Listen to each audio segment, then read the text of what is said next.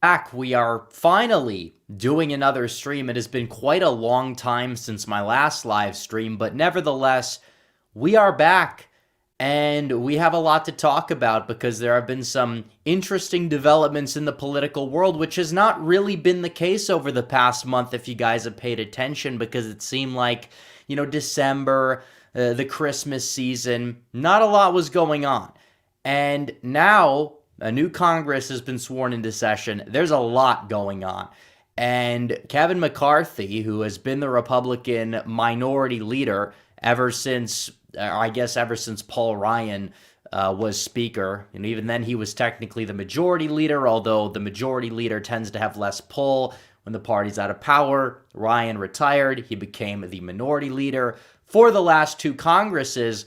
Now we're in a new Congress, and he doesn't have the votes to become Speaker.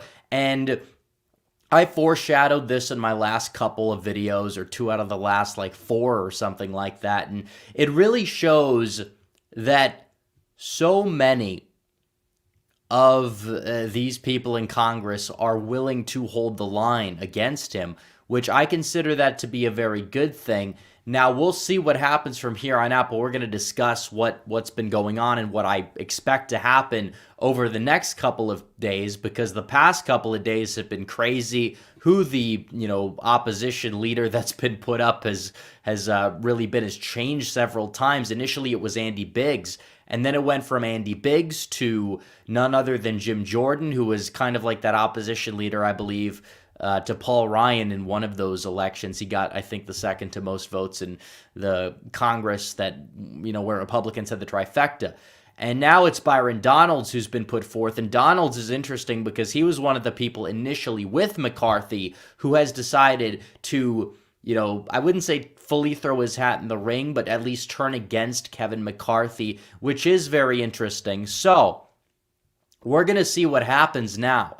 But the bottom line for people that don't know how this works is you have a lot of people that are like, well, wait a minute, are Democrats going to have the speakership? Probably not, and I'm going to explain why that is. Because Hakeem Jeffries is going to need a majority of those who are voting. Technically, you're going to have people who are not going to show up to vote, even though a lot of people will, because this is so important. So if you have maybe, 5 people in general that don't show up to vote, you're only going to need 216 to pass through a speaker. And this is true. So that's what it comes down to.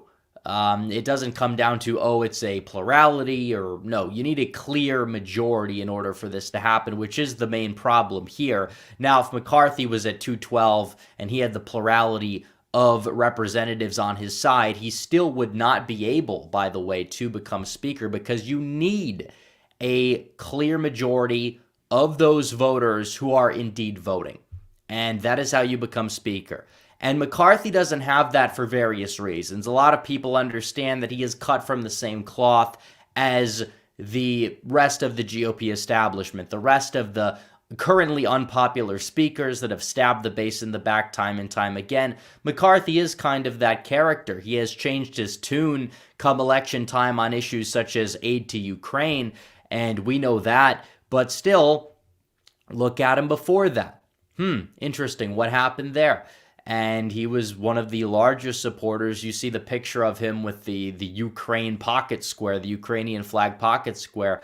And this is the guy who constantly shilled for aid. Now, come election time, he, drew back his rhetoric about it. But still, he is somebody out there that is a part of the GOP establishment. He's caved on certain bills, and he's voted for spending bills that he had no business voting for in the past. This is true. He'll also lead in a much weaker fashion compared to a lot of these other Republicans will, because he represents, even if you want to say he's not like liberal on like every single issue or all these issues or whatever, the bottom line is he's going to lead the party in the same direction the party's been led in for quite some time. The 80s, early 90s platform of the party that has persisted and arguably is holding back the GOP currently.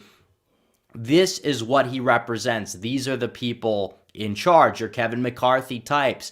And these people will consistently lead the GOP to defeat. They're not going to lead it to victory whatsoever. You look at what happened in the midterms. We're going to discuss some of the metrics of the midterms, which, by the way, were entirely Kevin McCarthy's fault. You can't really pin what I'm about to show you or what I will show you in this video in terms of the funding metrics on anybody else. But you look at what he did in primaries. That was honestly unforgivable, what he did to so many people.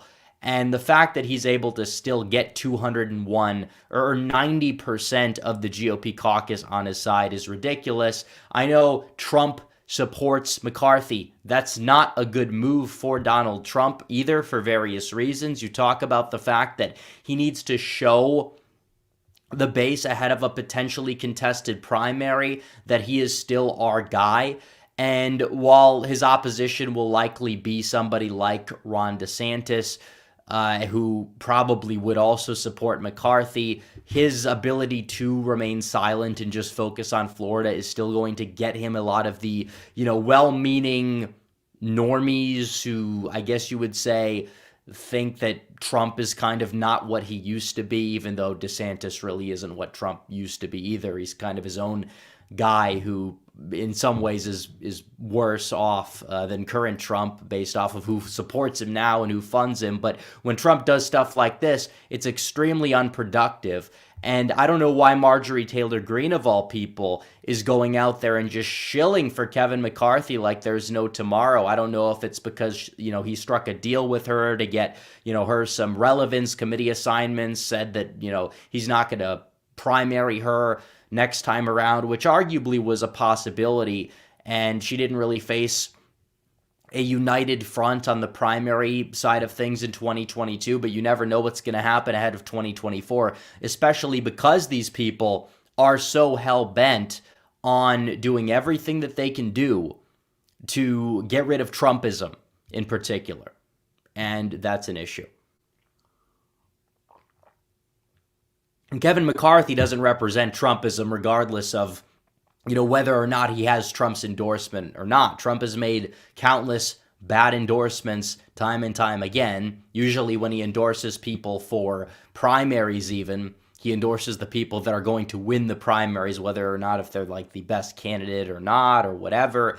And he wants to endorse McCarthy. I don't know if it's because he wants McCarthy to win or whether it's because he sees McCarthy as this figure that maybe if he's nice to him now while he still has these detractors, that if Trump does win in 2024, which again is not a sure thing, by any stretch of the term, maybe he sees McCarthy as somebody who will support him or fall in line with his demands, but there's not really any proof of that anyways, from what we understand, so it doesn't matter. The bottom line is Kevin McCarthy is a dinosaur. He is a 1980s, 1990s Republican in 2023, and so many other Republicans are, by the way.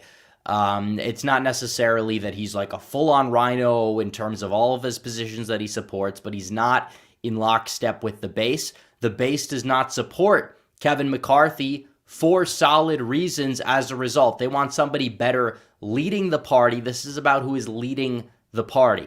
And you've seen this on multiple occasions, whether people are supporting Biggs or they've supported Jordan, Donalds. Some people are throwing Scalise in the mix as like another type of a compromise pick. But either way, you're seeing what's happening. I think this whole opposition to McCarthy is a net positive. Worst case scenario, he still caves into some of the demands that he needs to cave, and he already allegedly has regarding, funding candidates, super PACs, and open primaries, talking about staying out of it. There's been talks for that, and honestly, that's a very good thing in my opinion. That's a very, very good thing.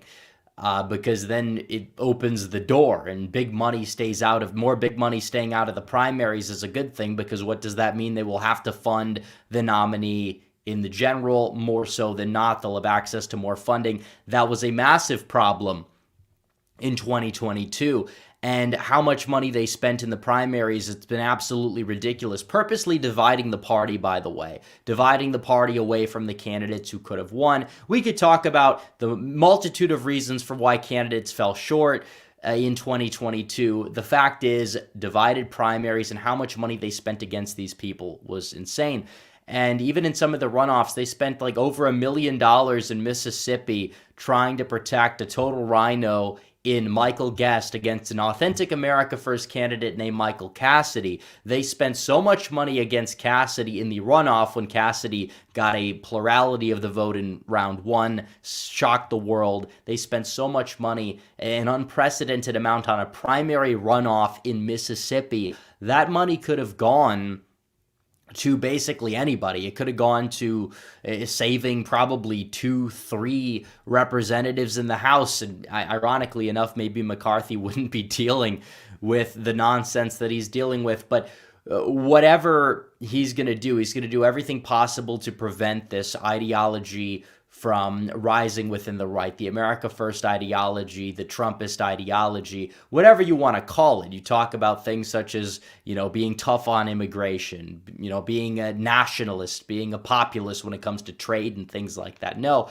he wants to get rid of that. He is the GOP of old. He may not appear to be as bad as somebody like Paul Ryan or some of the other people before Donald Trump, but still, he is he's cut from the same cloth. He will change his rhetoric a little bit, but either way, we'll have to see.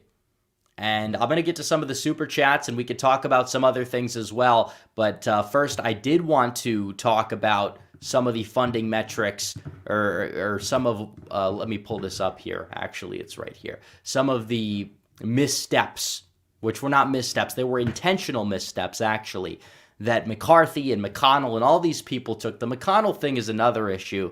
It's apparent that he probably will remain minority leader, but ahead of 2024 and beyond, he needs to go. There needs to be massive changes to the Senate, which, again, the House is easier to change than the Senate. There's a lot more big money in the Senate than there is in the House, but still getting rid of Mitch McConnell as well as Kevin McCarthy would be a good step in the right direction. But also, Ronna McDaniel needs to go, and she's freaking out right now because this is kind of a foreshock. It foreshadows the potential RNC leadership that election that's going to be taking place in a couple of weeks from now. And Ronna Romney McDaniel, everybody forgets that she's Mitt Romney's niece, but she actually is.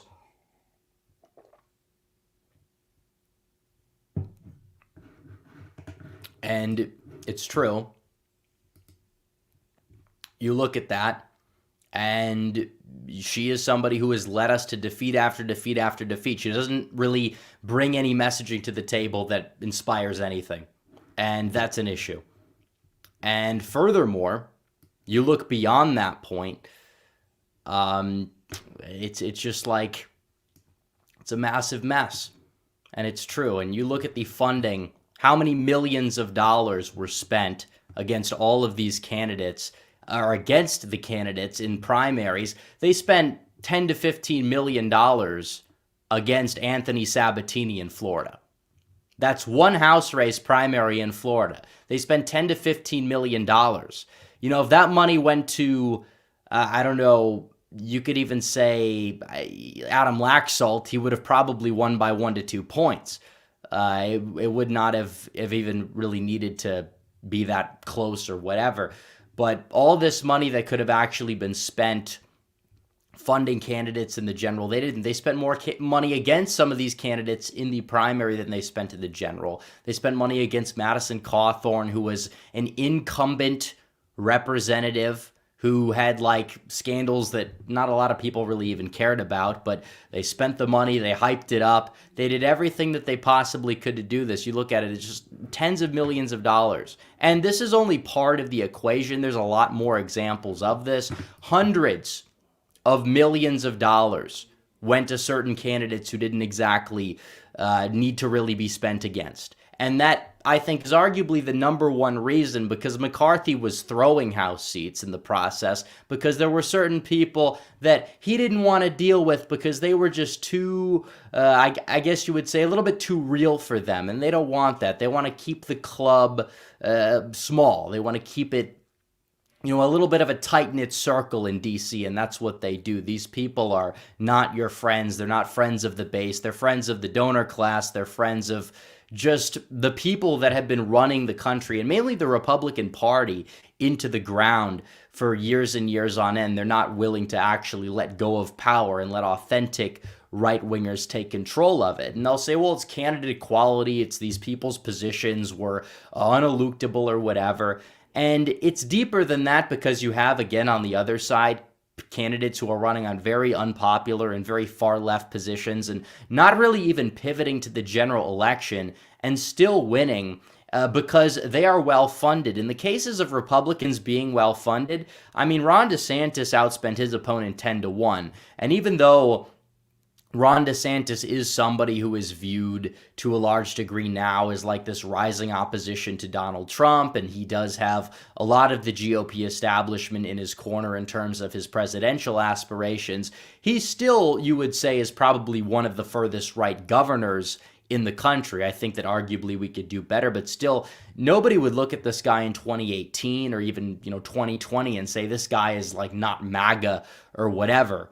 And he's in like a close swing state at the time. And he gets, all the funding this time, possibly because of the presidential aspirations, but he doesn't change his tune. And he wins Florida by 20 points or so. Lee Zeldin didn't really cave on a whole lot for running in New York. And he was even outspent, but he still got a lot of money. He got a lot of funding from the RGA. And look how exactly that race turned out. So it is a lot deeper than, it's candidate quality or it's the positions that people espouse in the campaign trail. They're going to keep running that psyop time and time again. They're lying to themselves. It is entirely about resources. It's about funding. It's about setting the narrative. And maybe we missed that in the general election cycle, mainly because of the fact that the polls were awful, and usually they're awful in the other direction. This time they were awful in the opposite direction. But still, the bottom line is this goes on the back of the GOP leadership, and Kevin McCarthy does not deserve to be Speaker, regardless of what anybody in the GOP or the GOP establishment tries to tell you. And that's that. So they're going to probably be doing this for days and days on end. Hopefully they don't cave. Now, the doomsday scenario is the fact that maybe we could say that we're going to see McCarthy step down for a liberal Republican speaker, somebody like Justin Amash, who is not even a Republican. He is a libertarian. You could even say liberal independent or so. And if he gets the speakership, that would be a train wreck. But the thing is, they're going to want Democrats and like the whole, I guess you would say, moderate wing to compromise on that. But that would be a mess. But either way, McCarthy needs to step down for somebody that can actually get through, somebody who is more authentically right wing than him, somebody who also understands the base as well, somebody that's not going to be running this dinosaur GOP the way that the GOP has been ran for decades upon decades. Again, they're still out there quoting Ronald Reagan 35 times a day, acting like that's going to change the world. And it's like, no, this is not 1984 anymore. This is 2023. You need people that are actually willing to face the issues head on today. And this is something that people need to understand, and a lot of the, conservative, or I guess you would say legacy conservatives who have been conservatives from the 80s are not going to like this to a certain degree, but it's like, yeah, if you take the way that Ronald Reagan dealt with a lot of the problems that are pressing our issue today in the 1980s, and you put them into play right now, it wouldn't exactly be the best outcome. And this is true. You look at how he handled issues like immigration. He gave mass amnesty. If you give mass amnesty to the tens of millions of illegal aliens that are here today, the Republicans would never win an election ever again. So regardless of whether you want to say that Reagan was good or a great president for the 1980s, that's not the point. The bottom line is you can't keep doing the same thing over and over again. Demography is very different nowadays than it was then. You talk about somebody who would be like a Ronald Reagan, probably wouldn't even be able to win a general election today, especially given his stances on trade. The Rust Belt would not exactly be too fond of him, and that is true. So make no mistake, you need a more authentically anti-establishment GOP, but one that could still get the donor money, one that could still get funding, one that I guess you would say doesn't exactly act like clowns in the process. You don't want this clown car of people that don't know what they're doing either. You want people that are tactful. You want people that are team players, people that want to win, people that want to get things done, people that want to actually save this country, and they're going to be capable of doing so, even if it is going to be pragmatically. And the current GOP establishment doesn't really tend to offer that. And getting rid of somebody like Kevin McCarthy would be a step in the right direction, but this is a tug of war in a stalemate. I mean, we've seen like 100 years ago there be like speakership debacles in the House that have gone on for like months and months on end. I mean, it makes for good content. I will say that. I'm not going to counter signal that aspect of it, but in terms of what's going on, it's just a big mess. And it's going to continue. And McCarthy brought this upon himself. I mean, if Kevin McCarthy went out there and decisively won the House by, I guess you would say, flipping 30 to 40 seats, as many people anticipated could happen, nobody would really even be questioning the fact that he couldn't be speaker, because people would say, okay, well, this guy's the face of the party, won, so there's really not a reason to vote against him. Even if we honestly could have gotten somebody better, realistically speaking, McCarthy would not have this opposition. But now the Freedom Caucus, which is more populist, it's more America first, although the economic issues of it or whatever, it's a little bit of a mixed bag, but that's not the point either way. They are the hardliners, the people that usually vote the right way on things when the rest of the GOP caucus votes the wrong way on things. They are taking a stand, and they are making sure that they can do everything possible to stop this guy from becoming speaker. And I consider that to be a very good thing. So we'll see what happens. In the meantime, I want to get to super chats as well, because you guys have sent in quite a few, and we're going to go from there. So let me pull up the super chats real quick, and I will start reading them, because you guys have been waiting for about 20 minutes, but there's a lot of ground here to cover, and it's important that we get to this. So bear with me here as I do pull them up. Okay, here we go. We got them. Make sure I can go down and make sure we can get them all. Okay, yeah, it's been a while. It's actually been, 28 or 29 days since I last did a live stream, but here we are. We're going to live stream more this year, hopefully. All New Year 2020 says in Florida it was a red massacre. In California it was a red wave. In New York it was a red tsunami. Nationwide, it was a red wave that struck a blue mountain. Well, exactly. It missed middle America. That's the main takeaway. I wonder why it exactly did. Maximus says, America first, not Israel or Ukraine first.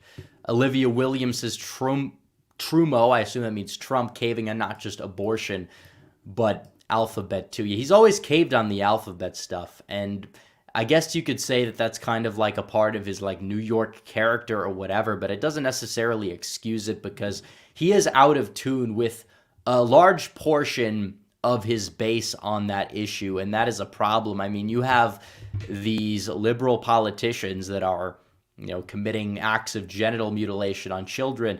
It's an awful thing. It's not popular in the slightest.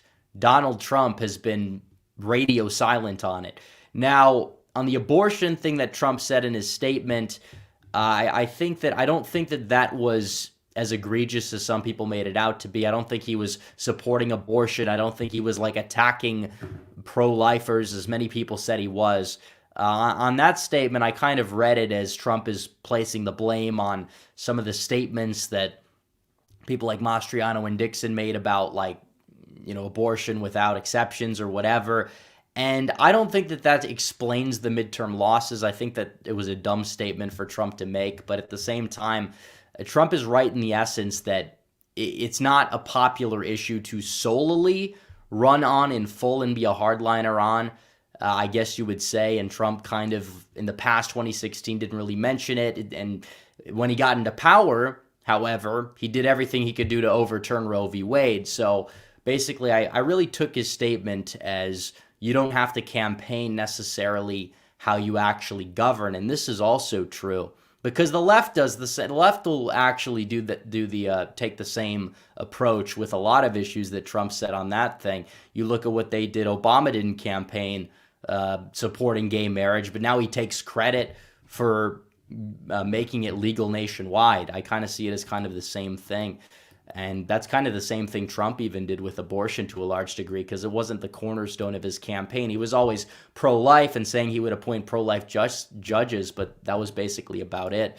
So I don't know if it's him caving on abortion or him just saying that the strategy of being a hardliner is just not popular. It's not. You have a very depraved society. You have to work within the society in order to get things done, which means you're going to have to actually get people elected in the first place.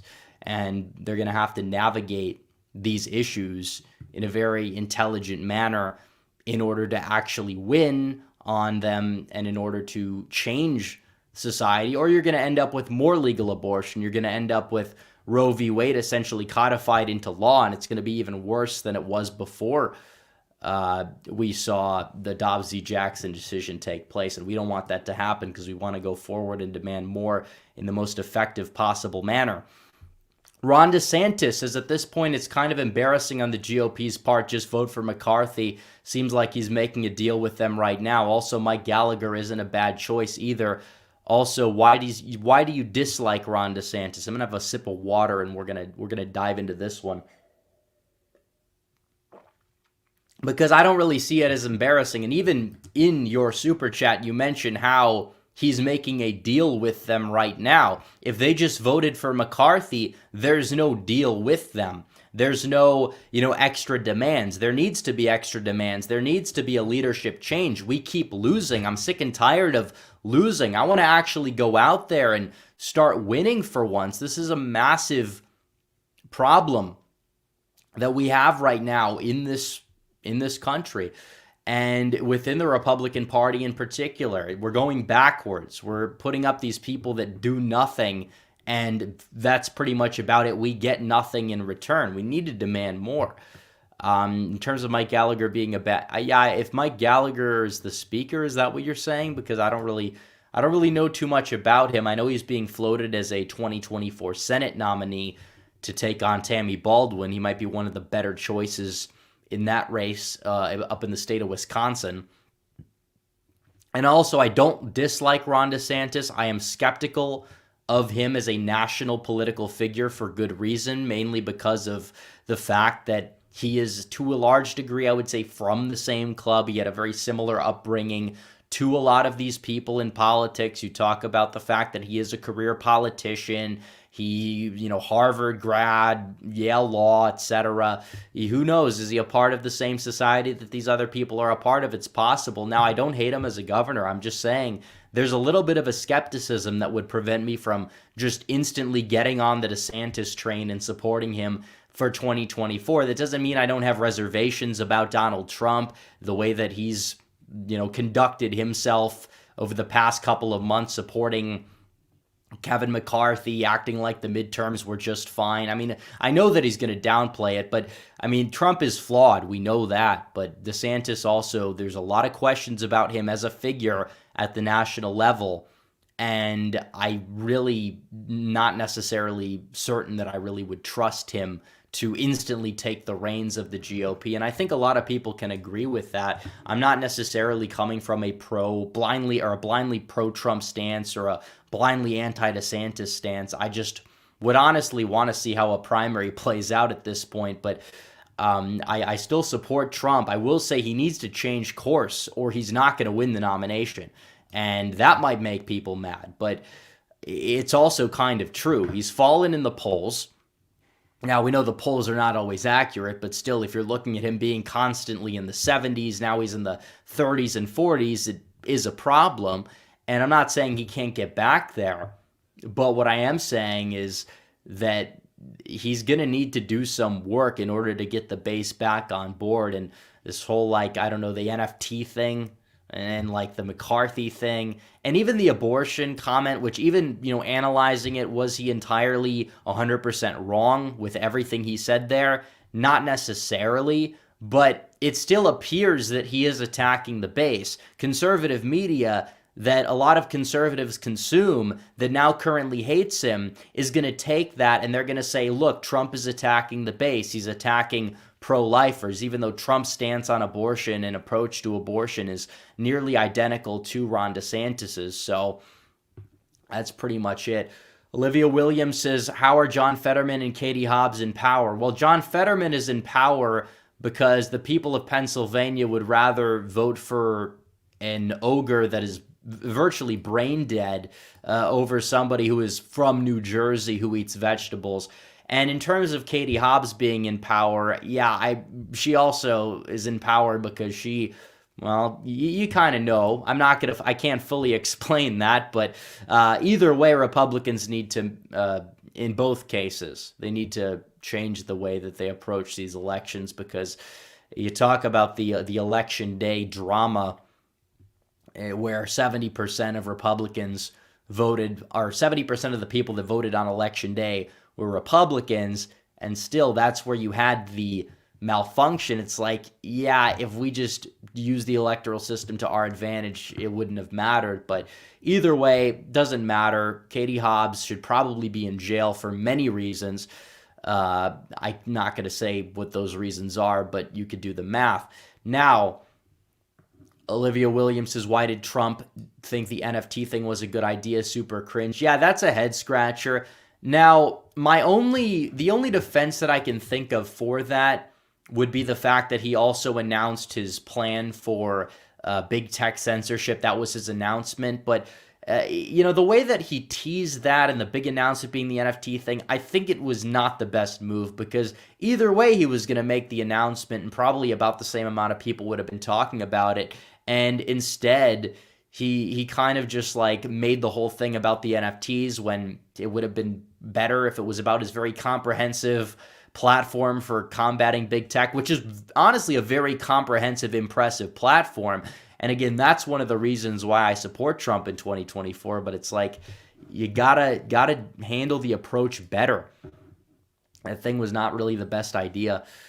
But whatever. I mean, it's not like, that's a deal breaker because he like released some cringe NFT thing. But I'm not going to be like one of these people. It's like, I'm going to buy the Trump NFT. It's like, no, it's dumb.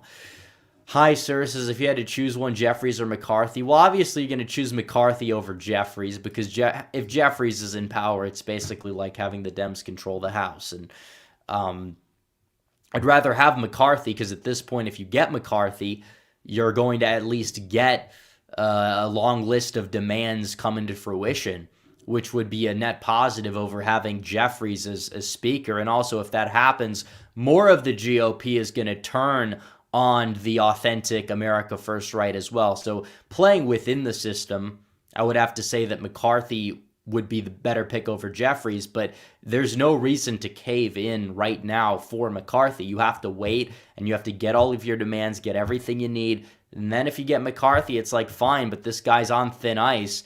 Next time around, he's probably going to have less votes because there's going to be less confidence in him.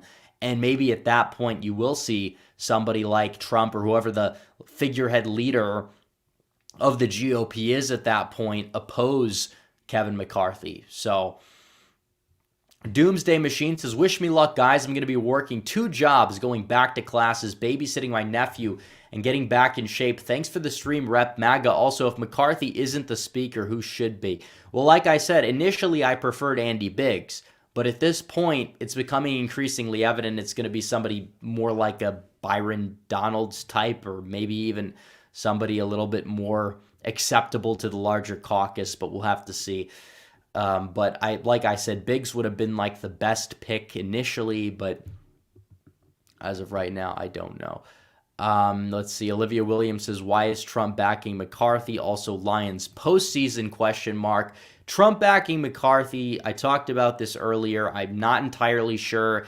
Trump does make these weird endorsements. Sometimes he'll cave into the GOP establishment. Maybe he thinks that McCarthy will give him favors later on if he becomes speaker because Trump is an early backer. I don't know. And as for the Lions, they're going to need to win against the Packers and have Seattle lose to the Rams. I think both of those things could happen. The probability of both happening, probably like 20%, but one can hope and just wait and see. Sam Madsen said the only good news is that funding doesn't seem to matter much for down ballot races and presidential cycles. And this is true, which is why I think a lot of people were ready to disregard funding as a metric. But funding is a very, very solid metric. Funding and mechanics. It's the three M's, the Mick establishment, the money, and the mechanics of the election cycles. And this is true. Trump being on the top of the ticket in 2022 would likely have been a major net positive for Republicans across the Rust Belt because funding would have mattered less. If Doug Mastriano is the Senate nominee in Pennsylvania in 2024, he's not going to win. He shouldn't be the nominee because he wouldn't win. But would he lose by 14, 15 points like he did in 2022? Not even against Bob Casey. He probably wouldn't. So down ballot races had an effect this time around as well, which is also why the RGA needs changes, which they did. I mean, Kim Reynolds is going to be a massive upgrade over Doug Ducey, make no mistake. So Lions 1956 says Herschel should run for president. Great candidate. Yeah, I don't think so. Hi, sir, says in 1855 speaker election, it went to a plurality vote after like 150 rounds of voting. What if it happened again? I think the rules have changed since then, so I don't think that that's entirely true. And at that point, I would hope that some deal is actually sorted out and we could get an upgrade as speaker, but we'll see. Both sides, you could say, like everyone's like going to blame one side or the other. Technically, I think that you have to blame the McCarthy side because he's not exactly caving in on enough demands right now, or he's not stepping aside. And if he steps aside for only a more liberal speaker to spite the authentic America First side of the GOP, then it just proves that he's the piece of garbage that he truly is, and he doesn't actually care about anything. He doesn't care about you. He doesn't care about conservatism. He doesn't care about saving this country. He just cares about himself and doing everything he can do to spite the GOP. And it's true. So Lions 1956 is best candidates to win Wisconsin, Arizona, Michigan, and Pennsylvania Senate in 2024. I'll discuss that in a future video. Like I said, I'm in support of Tiffany in Wisconsin. Michigan, I don't even know who would even be an option. Pennsylvania, again, same thing. The bench is so weak in both of those. Biggs in Arizona would be an interesting choice. If it is really a three-way race, I think that he could probably edge it out too, but we'll have to see what happens regarding whoever gets the Democrat nomination, who runs on the Democrat side against Sinema, if anybody, because that could really change the whole dynamic of the speakership debacle, or not speakership debacle, the Senate debacle. I'm not going to mix up these two important things here. Sam Madsen says also a lot of why the Freedom Caucus types underperform is because they're far right on economics. Yeah, I mean, some of them have kind of changed their tune and become more populist. I think it really depends on the specific issue and what they exactly focus on. Like Andy Biggs is somebody who usually has been pretty solid on the trade stuff, on all the issues. I think that it really depends on the specific individual. I probably would be a part of the Freedom Caucus if I ever were to make it to Congress. So Christopher Laurie says, this current fight seems like an age divide. Boomer GOP is simping for McCarthy, while younger MAGA group like us are against him. Hannity and Levin are examples, calling them the 21 traitors. Yeah, absolutely. I mean, that's basically going to sum it up. There's just no other way around it. I mean, you have a lot of these boomers that are dinosaurs that, I mean, I'm not trying to insult some of my viewers here, but what I'm saying is they don't fully get it on the issues. You know, they've been around and they lived in the glory days of the 1980s and the days of winning landslides with Ronald Reagan. And it's like there's a new era. There's new issues that matter. We have to get smart about saving this country. And if we're not going to be able to do that, we're not going to have a country. But I think a lot of boomers are going to start to be more apathetic towards that because they're just disillusioned about the state of the country, even though they know it's wrong. But also, I mean, face facts, they're not going to be alive 30, 40 years from now. So, I mean, of course, they're going to have a different approach to it as some of the younger people will. John Waffle H2P says it's really disgusting that the party is just caving to neocon nonsense. We need to get Capito, McConnell, and all the rhinos out in 2024. Well, I don't think Capito's up until 2026, but yeah. Affiliate in Champlain, thanks for the 6. Ron DeSantis says, do you know DeSantis developed the Freedom Caucus in the House with Matt Gaetz and Jim Jordan? That doesn't really sound establishment. That is true. However, his record in Congress is slightly murky. And Justin Amash was a part of the Freedom Caucus. I mean, it's not like everybody a part of the Freedom Caucus is like based in epic. DeSantis was an average member of the Freedom Caucus. He wasn't fully ideal. But you look at where he stood in immigration, he was against illegal immigration, but he also voted to let the president raise the cap of visas time and time again on trade, greenlit TPP, energy, a little bit meh. So what I'm saying is that there's skepticism. He tends to get it now. He says the right thing now. He has a pulse on the base, and as the base has changed and has woken up to certain things, thanks to Trump, DeSantis has also changed his tune. But to what extent is it authentic? I just don't know.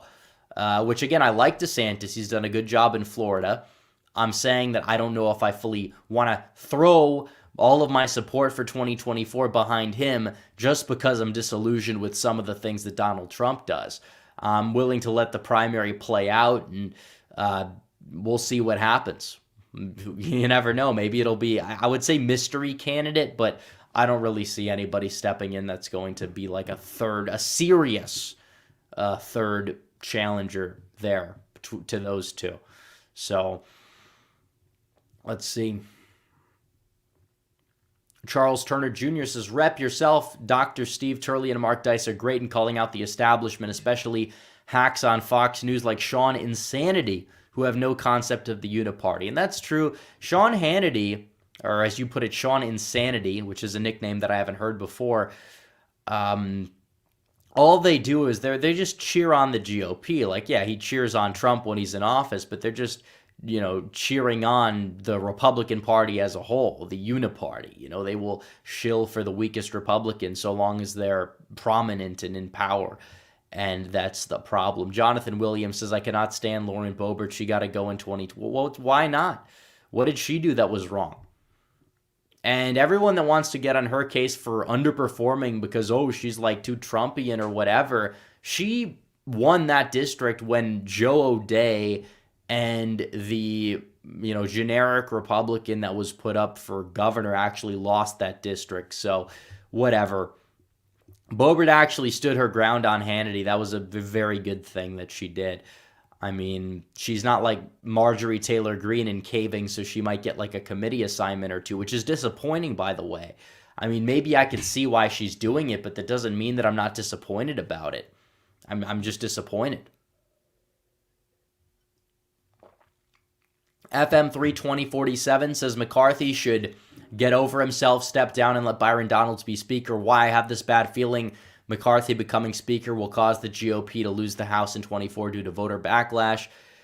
Yeah, I mean, it's a presidential year, so I don't know what extent that's going to have on down-ballot races. But yeah, we need to give voters a reason to vote for the GOP, and we need a GOP that actually is willing to fight and just do everything possible.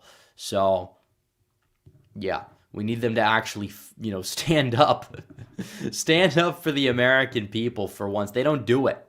They're lazy. They're losers. They care about their dinner parties or whatever with people that want their voters dead, basically. And that needs to change. You're not going to change that with having Kevin McCarthy as Speaker. I mean, this is a very minuscule move in the right direction, getting rid of him.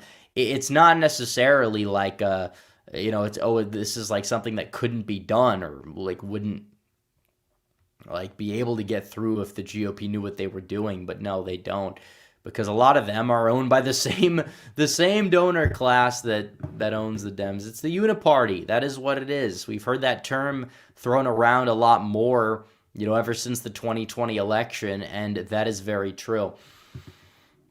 David Zantara says Fetterman is a cross between Uncle Fester and Lurch. He has the baldness of Fester and the height of Lurch. Well, either way, he's a U.S. Senator. Did you guys see the video of him being sworn in? It was an utter train wreck of epic proportions. I mean, that thing was crazy. President Gilbert Giddy-Ups is off topic since we're talking about draining the swamp. How can we get rid of swamp creatures in the Texas GOP? Because the state feels like it is becoming more America first. Well, the state GOP has to deal with it. I mean, they have a lot of weak rhinos that are a part of the state legislature that have been there, and they need to go. So, absolutely. I mean, it starts at the state level. And speaking of that, I kind of wanted to touch on the Louisiana debacle, because we talk about what can we do to actually, change the culture, all these issues at the hands of, I guess you would say, the state level. And they just passed a comprehensive internet reform bill that essentially bans pornography for people without submitting an ID. It's not perfect. It still allows people to access it on sites that are like less than 33% or whatever pornographic. But either way, they put forth this bill that essentially makes sure that minors have a very low or limited access to pornography, which is a very good thing, especially you talk about curbing the pornography epidemic that has impacted young people. So that is a massive step in the right direction. I'd like to see a lot of other states follow suit, but the bottom line is that you could do a lot at the state level to change this. And yes, people will be like, oh, VPNs, this, that, and the other thing. And it's like, yeah, I get that. But at the same time, the extra steps necessary. How many people have become addicted over the years to pornography because they accidentally stumble across something when they're 11, 12 years old or whatever. And if that curbs it by 10%, that's still a massive step in the right direction. Of course, it's not the end game, but incrementalism has been used so much against us. Why don't we start to use it against our opposition for once, to actually roll back the progress or whatever? So, yeah. Let's see. Zoomer says, when will the Hobbs recall campaign start? I don't know. Based Alaskan says, I like Trump, but his unfavorability is too high at this point. I'm not willing to vote for him in the 24 primary because the USA is done if we lose 24. Which, again, I don't know if that argument holds up. But the fact that a lot of people believe that it does actually spell trouble for Donald Trump. Now, he's been out of the public eye, but he can get his approval back up or whatever. I mean, it was pretty high, I don't know, a year ago. I don't know what changed in the past year. It's mainly because I think conservative media has been attacking him. Those numbers are down among Republicans. I think they could go back up. Biden's not as popular as he used to be. So Trump still could win in 2024. I don't think that DeSantis would be like this electoral juggernaut and be guaranteed the Rust Belt and all these states like so many people will say, but I don't know. I would just have to say that there's a lot at play here. Tyler Roberts says, I don't think DeSantis will run. Even if he believes he could win, he knows dividing the party sets you up for failure in the general election. And that is true, but I mean, if the guy is up in polls and he'll basically be the nominee, or he could believe that he could be the nominee easily, and he could win over a large portion of the Trump base by getting the nomination, and Trump actually does kind of stumble into more of these NFT type of situations, I don't think he'd hesitate to not run. He's going to run. He's got all this money behind him. People are telling him he's going to be president. He's going to probably run at this point. I would have agreed with that argument before the midterms. But the midterms gave him a mandate, which again, it's not a fair mandate because Trump is not really to blame for the midterm losses, but his win coupled with the losses of a lot of people that, are going to be blamed on, Trump chose them, which again, not entirely true in many cases, but yeah. No, he has a mandate to run. And a lot of people are going to be backing him for wrong reasons, by the way, but because of that. And that's reality. And if you want to counter that, you're going to have to actually bring an effective message to the forefront. And that is true. Alien says, the numbers alone suggest abortion in America has killed more than the Holocaust several times over. Why isn't this a bigger issue?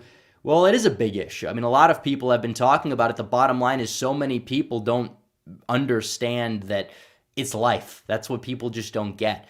And that's why you have all these people up in arms. And people also, in this day and age, want nothing to do with personal responsibility. You know, you have unprotected sex, you get somebody pregnant.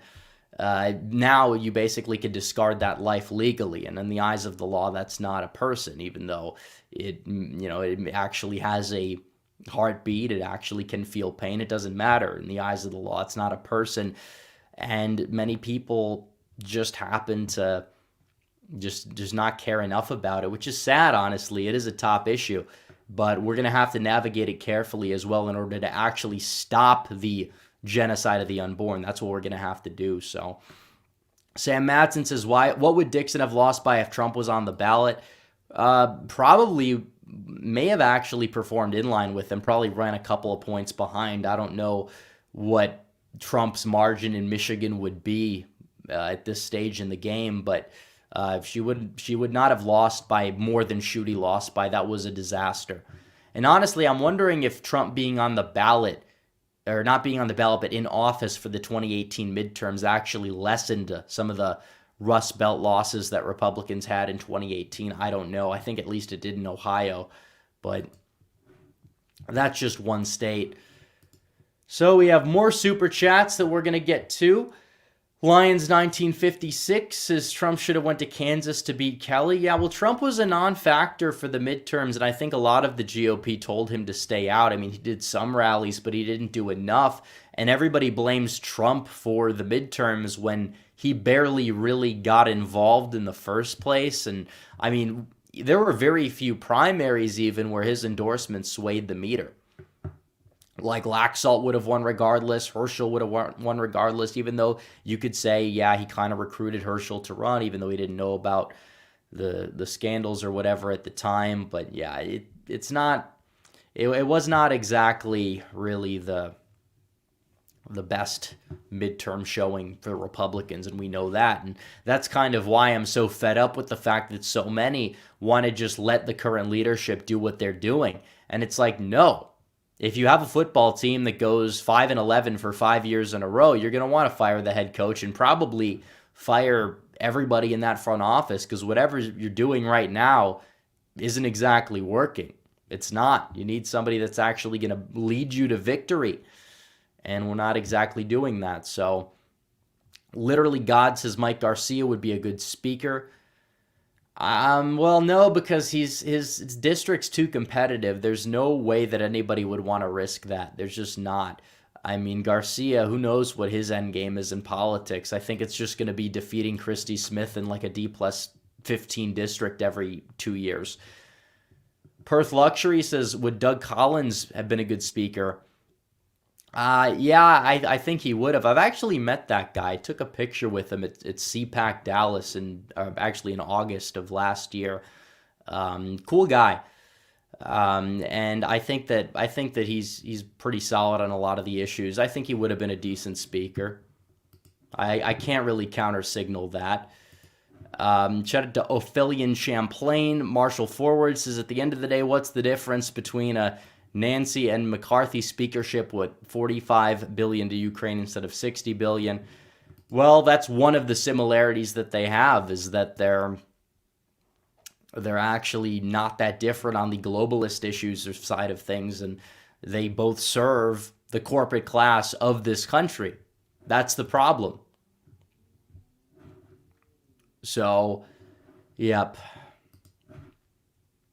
Let's see, David Duke, which I assume is a troll account, by the way, says, vote Byron Donalds to dismantle the Israeli stranglehold in Congress. Hashtag Klansman for Donalds. Hashtag first African-American Speaker of the House. Hashtag make history. Okay. Thanks for the 5 troll super chatter. Nani Perry says, too much, and that is true, but love the... Well, no, it is true. Everything that I've highlighted is true. It has to be said. So... But I appreciate the super chat. Alien says, why should the GOP be rewarded with a House speakership position at all after their flagrant disrespect for their voters for the past few years? Well, it's better than the opposition, but it is true that at a certain point that's not enough. Like, of course, you're going to take McCarthy over Hakeem Jeffries. Nobody's going to entirely disagree with that. But the bottom line is that he is a weak leader, and we need to do everything in the meantime that we possibly can do to make sure that he is not Speaker, and he's also replaced with an authentically conservative Republican. And if he is to be Speaker, that he caves on a lot of demands and, I don't know, lets the Freedom Caucus handle funding for 2024 with a lot of these House super PACs. And if they do that, that means they're not going to meddle in a lot of these primaries, and that is a very good step in the right direction. And maybe from there, 2024, then you can get them out. But we'll see. Christopher Laurie says, I still support Trump, but really because of the coattail effect he has. If he loses, we could win the Congress, although Trump does need to change his strategy or it won't matter. Yeah, Trump will bring you better down ballot effects than Ron DeSantis will in a lot of places because down ballot Republicans will always outperform him. And maybe you could say, well, DeSantis is going to get like those down ballot but Biden voters or whatever, and he might get some of them. But at the end of the day, talk about inspire rate turnout and things like that. I think Trump is better for that still, but there's a lot we don't know. And at this point, if you have a divided party, the GOP is going to do everything they can do to sabotage Trump in the general. He might not be electable, but it's not because of him being unelectable. It's because of the effort to sabotage him, which again might make him return to form a little bit, but by how much, I don't know. We'll see. Donald Trump has to make changes in order to win. He has to make adjustments. Otherwise, he's not going to win a primary. I mean, the guy announced for 2024. Nobody's talking about it at all. Like, you ask the average person on the street who announced for president in 2024, most of them don't even know that Donald Trump is running for president, probably. Which, I mean, again, it's early. I know that. But I'm just saying that it's like a lot needs to actually change in order for him to get in there, because the Republican establishment is going to navigate it differently because they have 2016 as a case study to learn from, because they're going to look at him and they're going to say, okay, no media coverage at all, no free media coverage. We'll just blast like the laughable things that he does, like the NFT stuff, and we'll focus all of our energy on talking about how great of a job that Ron DeSantis is doing, and we'll say, let's go Brandon 50,000 times and write articles about the Brandon administration. So, yeah. Whatever. All right. Lions 1956 says Kemp and Youngkin's chances in 2024 election. They're not going to run for anything that cycle. Ophelia Champlain says it's easy to label him a rhino, but concretely, what are McCarthy's worst stances? Probably it's not even his stances, it's what he focuses on. He is the typical prototype of your 1994 Gingrich Revolution Republican, and that doesn't cut it in this day and age. And to have that being who leads the party, that's an issue. And you look at how he handled the midterms, and he has had some weak stances on foreign aid and things like that. The guy is basically a globalist to a large degree, and that's kind of what this fight is about. It's about getting away from the uniparty way of doing things. So I'm not necessarily going to call him a flat-out rhino. What I am going to call him is an establishment Republican, and we need to do better than that, significantly better than that, if there is to be a chance of actually going out there and saving this country. And I stand by that, by the way. So, Jesse Hughes says, sources tell me McCarthy will enter the transfer portal with 2 years of eligibility remaining. Yeah, he's not our guy. I'll say that. Shane Keenan says Trump needs to flip on McCarthy now. The 1-6 committee shut down. Talk about indictment has dropped like flies. The time to drive farther is now. Yep, this is true. Cameron's political prediction says, do you think that Scalise should be speaker? Better than McCarthy? I think we could do better. Lions 1956 is video idea future presidential election maps. I mean, we're doing that, though. We've been doing that. I guess, but like you can't predict 2028. We can't even predict 2022 the night of the election. So, I mean, like, let's be real. I'm still going to do prediction maps. They're going to be less frequent, but yeah, it is what it is. Stephen Kanizik says, funny thing is that if McCarthy hadn't withheld money from House races that could have flipped red because Rhino lost to MAGA in the primaries, he would have a broader latitude for a majority. I said that earlier on in this stream, and that is very true. He shot himself in the foot to save the Uniparty, and that again proves that he, even if you want to say, oh, he's not a full-out Rhino, whatever, he's shilling for the Rhinos. He's a part of the Republican establishment. We don't need this guy or want this guy as Speaker. That's the way it is. Britton J. Orwin says, I must say I'm disappointed with my Congressman Burgess Owens. Feel free to roast him. Well, he voted for the gay marriage thing. He voted for Ukraine. Like, the fact that he's the best congressman that Utah has to offer says a lot more about Utah even than it says about him. And that's the way it goes. Exactly says, I do not believe the establishment understands how joyful the House fight is making the grassroots conservatives. I was laughing at the memes and voting all day. It was fire. Yeah, I mean, it's a train wreck, but it's good. You're going to have to need the Civil War fight. And this is all because it's all on Kevin McCarthy. There's no reason. The same people that say, well, Trump dropped the ball in the midterms, he needs to go. Trump wasn't the one that was supposed to win the midterms. That was Kevin McCarthy. That was Mitch McConnell. That was the leaders of these House and the Senate were supposed to take back the House and the Senate. McCarthy took back the House, but not by much. And that was honestly because of Zeldin, California, and some redistricting lawsuits. Like, if it wasn't for that, Democrats would still have control of the House. Pelosi would probably want to still be in leadership. So, yep. Tectonic Edge has been thinking about term limits. What would you think a system where incumbents must win a larger percentage of votes in primaries to keep the nomination to encourage them to better serve the base? Yeah, it'd be interesting, actually. I don't know how you would do that, but like a runoff, like either way, they would probably still get a majority. So I don't know if that's the best way or the end game, but like you might be onto something there. Sam Madsen said, do Cartwright and Slotkin survive with DeSantis but lose with Trump? Yeah, I can see that argument being accurate.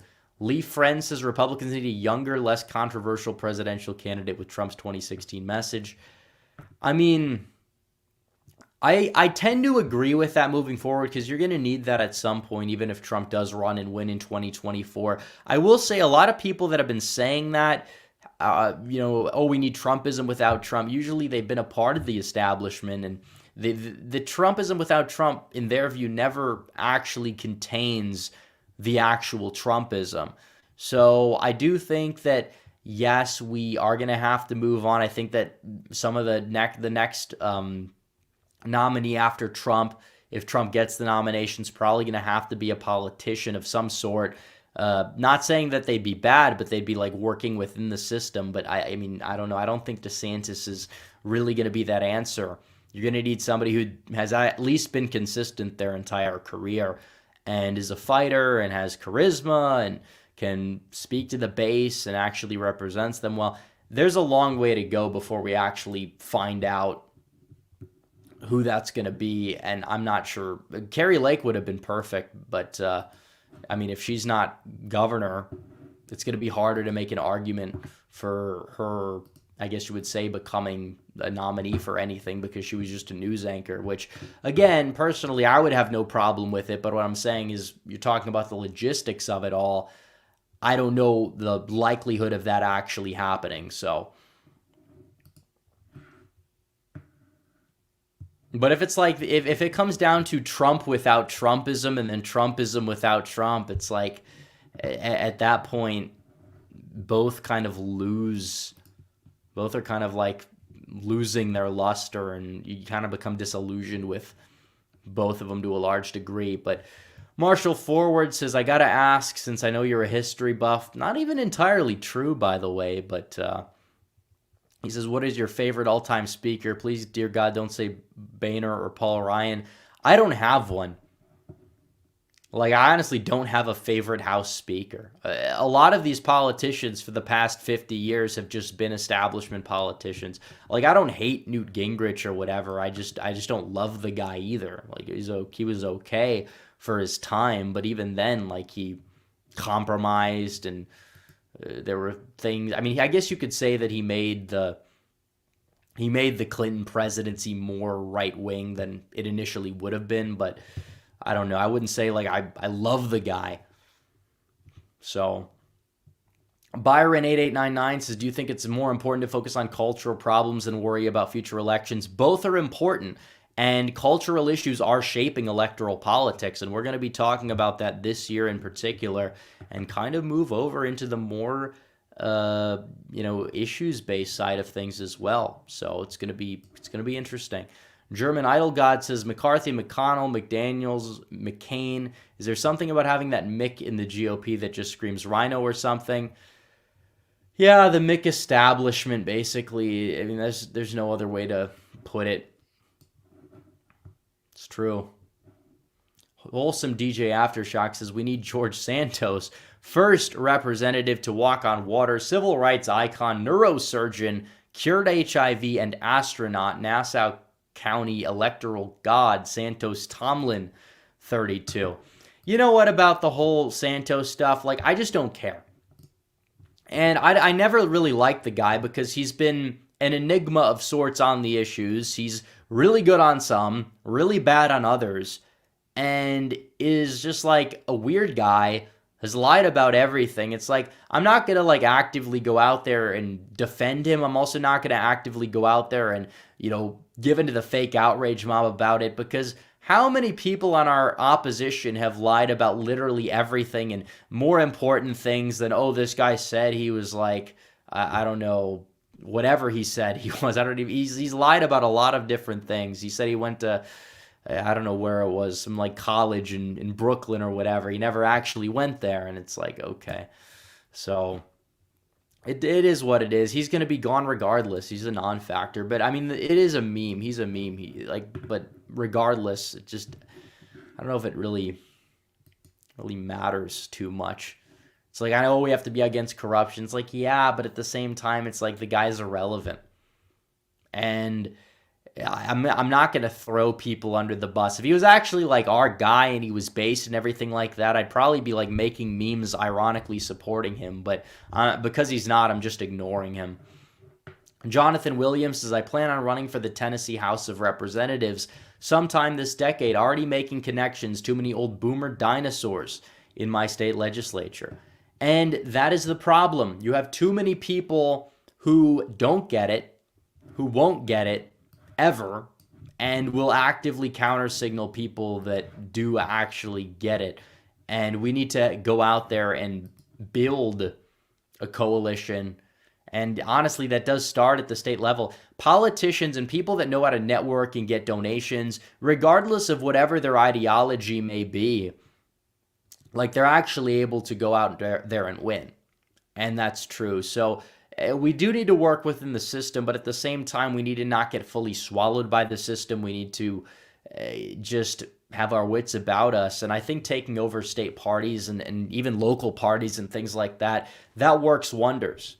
And honestly, getting rid of primaries even and going to like Virginia-style conventions, that's important. And if we did that more this cycle, we probably would have had a vastly different result. There wouldn't be these contentious primaries. There wouldn't be.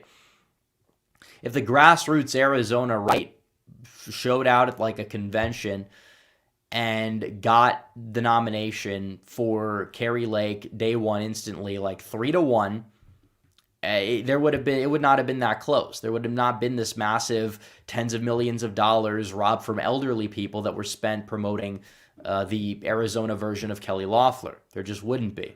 That sows division. And it was a brutal, ugly primary, a lot uglier than it should have been. And that's going to lower your margin by several points come a general. It has to.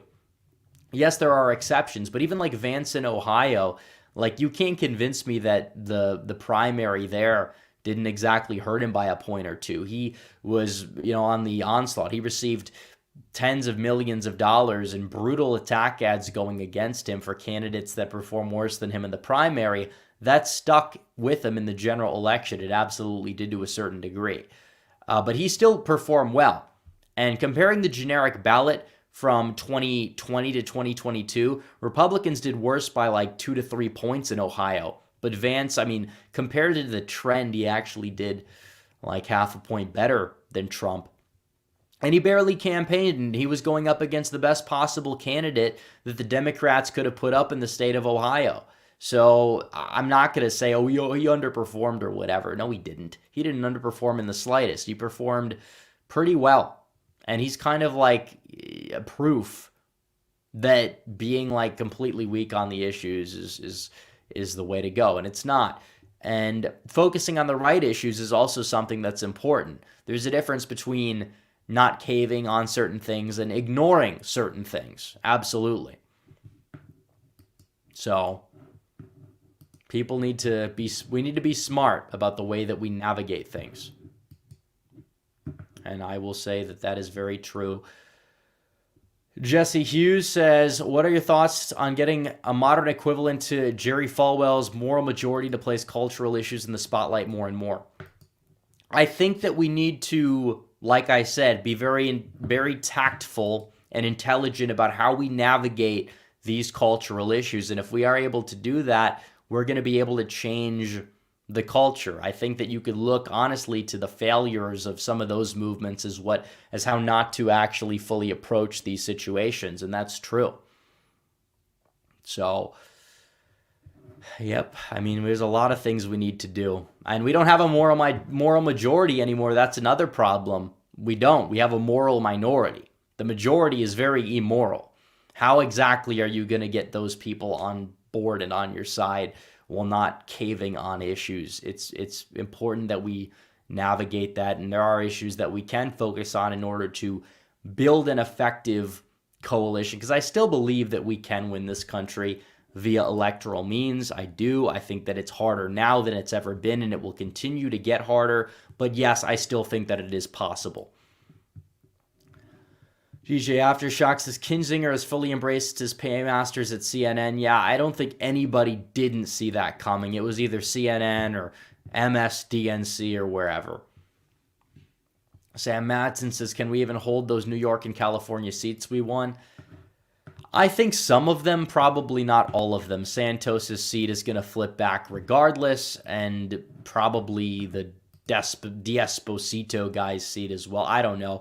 It depends on the trends that persist in New York. The generic ballot, of course, you could say was inflated for Republicans because of Zeldin's presence on the ticket, but at the same time, it is very possible that Republicans in 2024 are going to do better than they did in 2020 in New York, or down ballot Republicans are going to outperform the top of the ticket. I don't know. I really don't know. Simon says, thoughts on the Tate brothers? I think it's all a setup, honestly, if you're talking about the arrest. I think that Andrew Tate is an interesting character. I haven't talked about him much on the channel. I mean, I also haven't done that many live streams, but he definitely has said a lot of things that are accurate and are culturally beneficial. And he's also had a past that has not really been that beneficial and has honestly been kind of just downright degenerate, not exactly like in a cool way either. But either way, it's like they're interesting. He converted to Islam, which again, he's coming around to Orthodox Christianity for a while. Had high hopes for the guy, and then he just converted to Islam. But he has a lot of good quotes. He does. He said a lot of the right things, and people gave him shit for it. They gave him shit for saying the right thing about certain cultural issues time and time again. No, he's not perfect, but like I say, he's a net positive. Like what he said about the body count, he was like, if every woman was forced to wear the body count on her head, like there would be no societal, like there'd be none of this like degenerate sex, whatever. He's 100% right, by the way. He's 100% right. And it's true. And people are going to get mad at that. Why? Because he's telling the truth about it. Now, it doesn't mean everything he's ever said is accurate, but they hate him. They hate him for like the wrong reasons usually. I will say that about Andrew Tate. So, yeah, top G himself.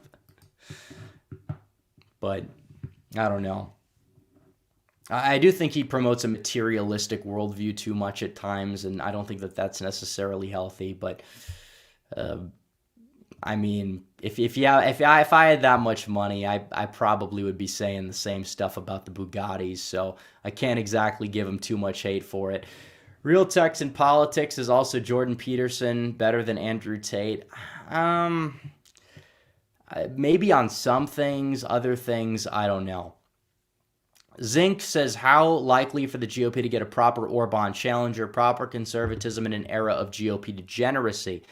Well, like I said, we're going to need to have people take power and rise up. Orban is not like this populist outsider. He came from the political establishment of Hungary, but it just seems like these like further right parties and people in like Central and Eastern Europe, they're a lot more competent than a lot of people, even like the people, even some of the people that I like, but like that we have in Congress on our side, like they're a lot more tactful, and there is something to be said about that. It might sound elitist or whatever, but I honestly think that we need like more, we kind of need more based statesmen as well. Like a lot of people back in the day as well, we had like 50, 60, 70 years ago that were really solid and actually got it on all the issues. They came from within the political establishment. It's like populism really is just a means to an end. Jesse Hughes is, speaking of, I know you on your Twitter, you classify yourself as an Orthodox Christian. What attracts you to that branch of the culture, or of the church as opposed to others? Honestly, a lot of it just comes from my ethnicity, because that's what I grew up in as an Armenian American individual. But in terms of the church, it is one of the oldest churches on the face of the earth, and it tends to be that sane, happy medium between the Catholics and a lot of the Protestants. So I will say that's kind of part of the appeal. But let's see. Let's go to the super chats. Did I miss any super chats? We missed member chats. Okay. Real Text in Politics is Chip Roy for Speaker. Also, Vance and Hawley are going to be the new dynamic duo of the Senate. You love to see it. It's true. Abased Cato says Chunk and the clowns from TYT are looking embarrassed for forced the vote last year. Another L for progressives. Yeah, they didn't really have any big wins besides Fetterman. I guess he has like a foot in both doors. Regardless, I mean, he kind of has the whole backing from the far left as well as backing from a lot of the center left as well. Marshall Forward says, by the way, Merry Christmas to the Ortho Bros. Yes, that is true. Technically, Oriental Orthodoxy has their Christmas, I believe, on the 6th, whereas Eastern Orthodoxy has it, I think, on the 7th. Could be wrong, but I think it's the 7th. KRAB says, opinion on an increase in subsidies towards the agriculture and energy industries. I probably would, I don't know, it depends. I think selective subsidies might be the more pragmatic way of looking at it. I'm not the expert in regards to subsidies. That's something I would probably have to do a little bit more research on that, but yep. All right, I guess this is last call for Super Chats. I want to stream again sometime in the near future, because it's been a very long time since we've done a live stream, but there also really hasn't been a lot going on in politics, kind of been a little bit in a content drought in terms of video ideas, but the more things that happen, the more videos that will come out, and that's going to be a good thing. So German Idol God says, it's often said that politics is downstream of culture. What do you think is the best way to combat the Holly woke machine and take back pop culture? Again, the only thing you could do is infiltrate it, which, again, it seems like when a lot of the conservatives will actually like want to get involved in making music or movies, it's like very obviously political, like very right-wing political, whatever, and it's like, okay, that's fine, you can have that, but that's not going to like change the culture. That's not going to save this country. Like, you're going to need to actually make films with like coded messaging. That's what the left did. It wasn't all this gay stuff back in the 1970s, even when you had a lot of left-wingers that were infiltrating like Hollywood. So, like, it all comes down to the subtle messaging that you could put. Like, take The Northman, for example. I believe that's what it was called. What came out last year was a very, very inherently right-wing movie. And it did pretty well. Initially at the box office, it wasn't hitting its target, but it definitely word of mouth spread, and it did very, very well on streaming as well. It was way over budget, but it was a very authentic, just inherently right-wing film for a multitude of reasons. And we need more films like that, I will say. And that's it. That's how we do it. It's a myriad of institutions you need to take back regarding entertainment, regarding the movie industry, regarding music, regarding sports even. Some people will say, "Oh, I'm not going to like watch or partake or whatever," and it's just like, okay, these leagues and institutions have been around far before the Long March. I think the NFL was around in like the 1920s. And that's where it is true. A lot of people will say, well, that's like for normies or whatever. It's like, yeah, but you have to reach the normies. Like, you're going to have to reach them somehow. So you're going to have to take back these institutions as well. Speaking of that, I'm sure a lot of people saw the whole Damar Hamlin thing. Yeah, very interesting. You have a 24-year-old, I believe, no known previous conditions, get hit, moderate hit to the chest, die on the field to be resuscitated. And I don't know what happened, but like you would believe that there would be some pre-existing, either a medication that was being taken or just something else. I think we know what that could be, that may have played a role. Maybe not. But maybe. It's not like football players don't take hits to the chest like 10 times a game. But we were praying for Damar Hamlin. Hopefully he'll be fine. He's doing better from what I hear. But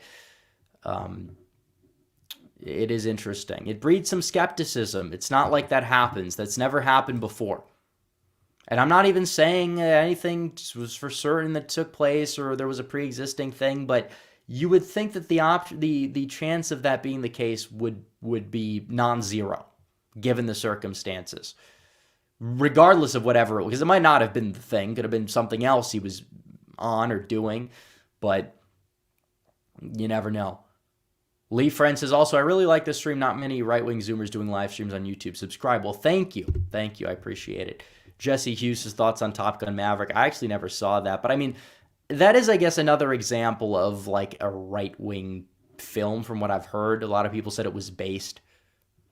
Just more films without the forced diversity and the forced like alphabet nonsense. That's a step in the right direction. That's what made The Northman, I think, is one of the reasons why it was based, is they actually just made it just a realistic like movie that prided itself on masculinity. And like even after like viewing the film like a second time at the theaters, like these normie kids were walking around outside and was like, I want to like lift some weights after watching that. And it's like, okay, well, it did its job. You see, it's true. Zink says, how do you think people like Glenn in Virginia do it, governing like a proper conservative in a blue state while being popular while doing so? Yeah, and I've also heard that he's actually decently based behind the scenes as well, which kind of like I was skeptical of him because of, he was from the Carlyle Group, which was like a Bush-aligned firm where he was CEO, and he hasn't exactly been perfect, but he's governed better than most governors have governed, and he does so in the state of Virginia, which is a Biden plus 10 state that he won by 2 against a former governor who like wasn't decently unpopular, even though he ran a really shitty campaign. And it's like, the guy did everything right. He got the connections he needed to win. He got the messaging he needed to win, which didn't cave on literally anything. He got the donors on board, enough of them on board to win. And he still governs effectively well and has done what he has been able to do to gut the bureaucracy in Virginia. He's going out there and he's just doing his thing, and hopefully he's going to get a majority in the state Senate, I believe. Yeah, the state Senate this year, which is one of the few big elections that's taking place in 2023. I know it's not a lot, but he's going to be able to do a lot more. But no, he's decently doing a great job as governor there in Virginia, and that's crazy to say. It hasn't been perfect, but it's been decently well. So yeah, TAK47, thank you. Base Catto says you should make a shitlib tier list sometime, maybe for an April Fool's stream or something.